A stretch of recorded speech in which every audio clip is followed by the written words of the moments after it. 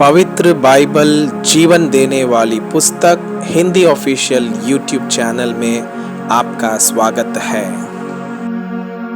हमारे वीडियो प्रतिदिन प्राप्त करने के लिए कृपया हमारे चैनल को सब्सक्राइब करें और नोटिफिकेशन आइकॉन भी दबाएं।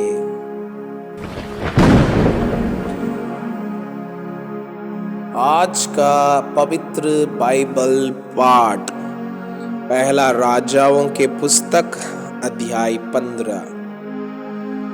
यहूदा का राजा अबियाम। नाबात के पुत्र यरोबाम के राज्य के 18वें वर्ष में अबियाम यहूदा पर राज्य करने लगा। वो 3 वर्ष तक यरूशलेम में राज्य करता रहा।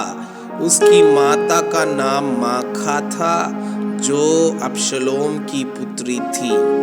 वो वैसे ही पापों की लीक पर चलता रहा जैसे उसके पिता ने उससे पहले किए थे, और उसका मन अपने परमेश्वर यहोवा की ओर अपने परदादा दाऊद के समान पूरी रीति से लगा ना रहा। तो भी दाऊद के कारण उसके परमेश्वर यहोवा ने यरूशलेम में उसे एक दीपक दिया, अर्थात उसके पुत्र को उसके बाद ठहराया और यरूशलेम को बनाए रखा, क्योंकि दाऊद वो किया करता था जो यहोवा की दृष्टि में ठीक था, और हित्ती उरिया की बात के सिवाय और किसी बात में यहोवा की किसी आज्ञा से जीवन भर कभी ना मुड़ा। रहूबियाम के जीवन भर उसके और यरोबाम के बीच लड़ाई होती रही। अबियाम के और सब काम जो उसने किए, क्या वे यहूदा के राजाओं के इतिहास की पुस्तक में नहीं लिखे हैं? और अबियाम की यारोबाम के साथ लड़ाई होती रही।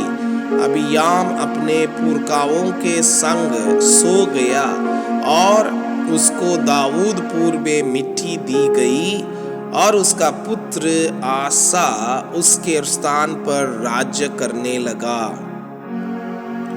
यहूदा का राजा आसा। इज़राइल के राजा यरोबाम के 20वें वर्ष में आशा यहूदा पर राज्य करने लगा, और वो यरूशलेम में 41 वर्ष तक राज्य करता रहा। और उसकी माता अबशलोम की पुत्री माखा थी। आसा ने अपने मूल पुरुष दाऊद के समान वही किया जो यहोवा की दृष्टि में ठीक था।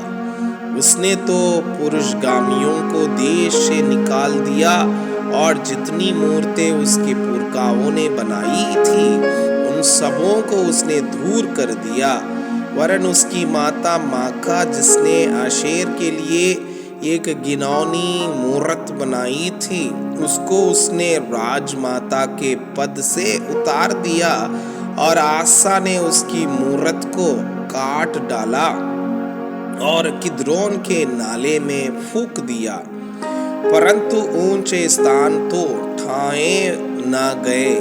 तो भी आसा का मन जीवन भर यहोवा की ओर पूरी रीति से लगा रहा, और जो सोना चांदी और पात्र उसे पिता ने अर्पण किए थे, और जो उसने स्वयं अर्पण किए थे, उन सबों को उसने यहोवा के भवन में पहुंचा दिया।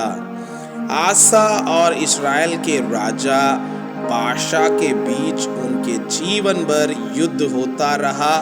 इस्राएल के राजा बाशा ने यहूदा पर चढ़ाई की, और रामा को इसलिए दृढ़ किया कि कोई यहूदा के राजा आसा के पास आने जाने ना पाए। तब आसा ने जितना सोना चांदी यहोवा के भवन और राजभवन के भंडारों में रह गया था, उस सब को निकाल अपने कर्मचारियों के हाथ सौंपकर दमिश्क की वासकी अराम के राजा बेनहदद के पास जो हेज्योन का पोता और तब्रिमोन का पुत्र था भेजकर यह कहा, जैसा मेरे और तेरे पिता के मध्य में वैसे ही मेरे और तेरे मध्य भी वाचा बांधी जाए। देख, मैं तेरे पास चांदी सोने की भेंट भेजता हूँ, इसलिए आ इस्राएल के राजा बाशा के साथ की अपनी वाचा को टाल दे कि वो मेरे पास से चला जाए।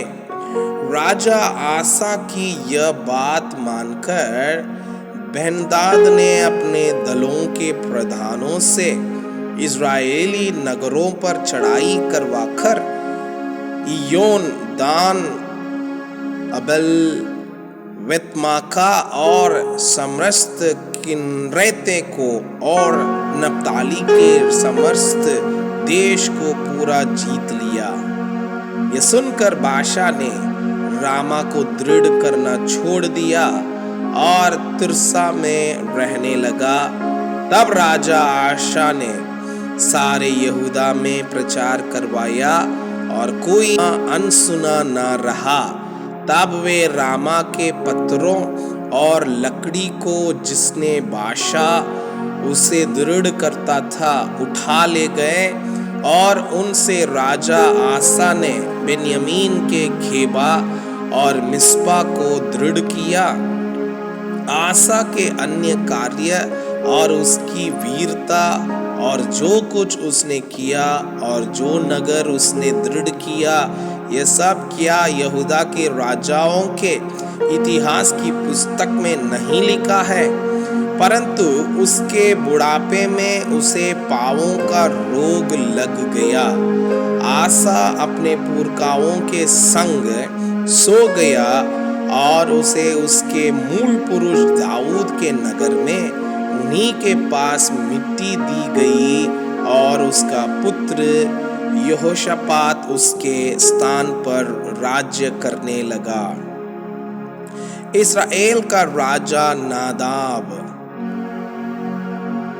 यहूदा के राजा आसा के दूसरे वर्ष में यरोबाम का पुत्र नादाब इस्राएल पर राज्य करने लगा और 2 वर्ष तक राज्य करता रहा।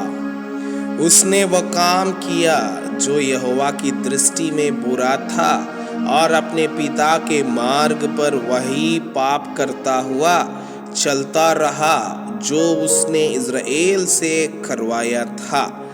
नादाब समस्त इज़राइल समेत पलिस्तियों के देश के गिब्तोन नगर को घेरे था और इस्साकार के गोत्र के अहिया के पुत्र बाशा ने उसके विरुद्ध राजद्रोह की गोष्ठी करके गिब्तोन के पास उसको मार डाला। इस प्रकार यहूदा के राजा आशा के तीसरे वर्ष में बाशा ने नादाब को मार डाला और उसके स्थान पर राजा बन गया। राजा होते ही बाशा ने यरोबाम के समस्त घराने को मार डाला। उसने यरोबाम के वंश को यहाँ तक नष्ट किया कि एक भी जीवित न रहा। यह सब यहोवा के उस वचन के अनुसार हुआ जो उसने अपने दास शीलोवासी अहिया से कहलवाया था। यह इस कारण हुआ कि यरोबाम ने स्वयं पाप किए और इस्राएल से भी करवाए थे और उसने इज़राइल के परमेश्वर यहोवा को क्रोधित किया था। नादाब के और सब काम जो उसने किए वो क्या इज़राएल के राजाओं के इतिहास की पुस्तक में नहीं लिखे हैं? आसा और इज़राइल के राजा बाशा के मध्य में उनके जीवन भर युद्ध होता रहा। इज़राइल का राजा बाशा। यहूदा के राजा आसा के तीसरे वर्ष में अहिया का पुत्र बाशा तिर्सा में समस्त इज़राइल पर राज्य करने लगा और 24 वर्ष तक राज्य करता रहा। उसने वह किया जो यहोवा की दृष्टि में बुरा था और यरोबाम के मार्ग पर वही पाप करता रहा जिसे उसने इज़राइल से करवाया था। मैं आपसे यह अनुरोध करता हूँ कि कृपया आज का बाइबल पाठ को अध्ययन करें और जिन वचनों के द्वारा आप प्रभावित हुए उसे अपनी कॉपी में लिखें और आज दिन भर इस वचनों को अपने जीवन में अभ्यास करें। परमेश्वर चाहता है कि आप उनके समान सिद्ध